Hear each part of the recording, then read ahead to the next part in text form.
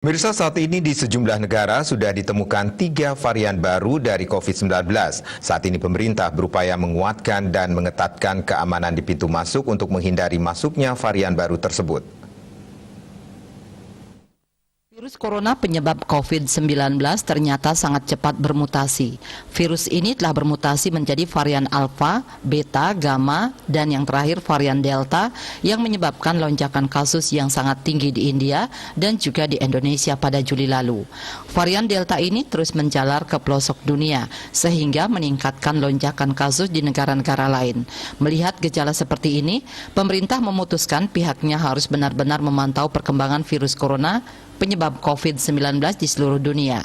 Ada 3 varian baru masuk ke dalam pengamatan pemerintah, yaitu varian Lambda, varian Mu, dan varian C12.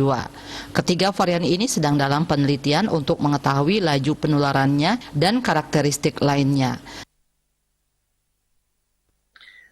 Melihat gejala seperti ini, pemerintah memutuskan bahwa kita harus benar-benar memantau perkembangan varian virus SARS-CoV-2 di seluruh dunia.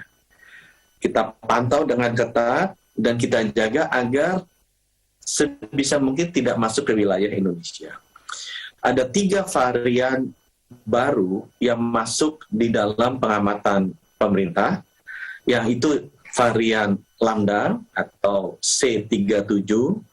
Ini pertama kali ditemukan di Peru pada bulan Desember 2020 dan sekarang sudah tersebar di 42 negara. Varian yang kedua adalah varian Mu atau B.1621.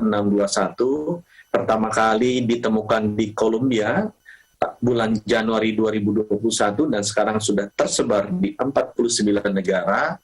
Dan yang paling baru adalah varian C.1.2 yang ditemukan pertama kali di Afrika Selatan bulan Mei 2021 dan sekarang sudah menyebar ke 9 negara. Sampai sekarang belum ada hasil riset yang pasti, tetapi ketiga varian ini belum ditemukan di Indonesia.